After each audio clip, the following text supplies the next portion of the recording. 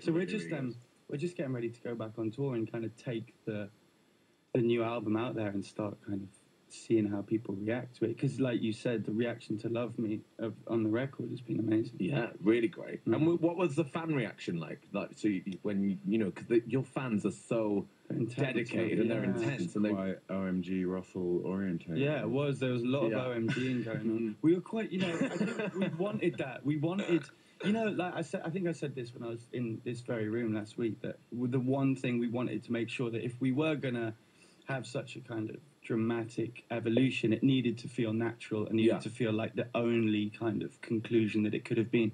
So I think that, our hard people who have just, I don't know, say gotten into our music recently, maybe they'll be a bit jarred, but I think that our fans were kind of expecting the unexpected to a certain extent. They didn't really expect us to come out with a song that sounded like, I don't know. And you've got to remember, like, those songs on the first album, a lot of them, songs like Sex and Robbers, they were, we wrote them when we were like 19. How old are we now? 42? 40-something, yeah. We're all 40-something. Exactly. Yeah. So, I actually feel it today. I actually feel 40-something.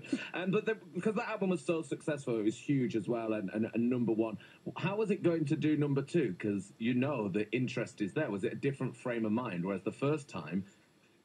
What was that? What was that? He's asking questions. Oh, it's Chris's fault. It was different, wasn't it? It was a different state of mind. It was a different state of mind. To be honest with you, like, it was quite hard. Right.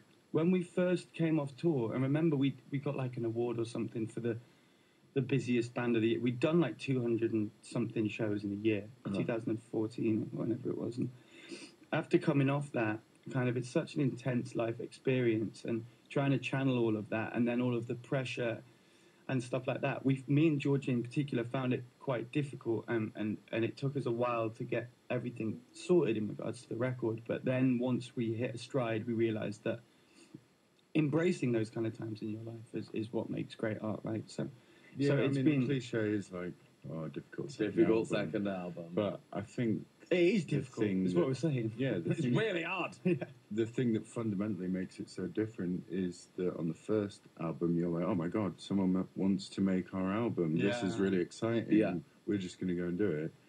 And then this time round, there's just infinitely more expectancy, and you just overthink about everything. And, it's just completely natural.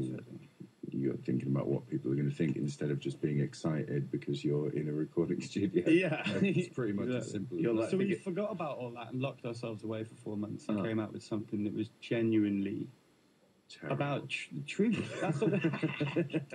It's just about the truth, Grimmy. That's all we want to do. Right, well, should we play this? Let's hear it, yeah. Should we play this? After 4 months locked in a shed somewhere, they came back with this. The 1975 are here on BBC Radio 1. If you want to say hello, 811 99.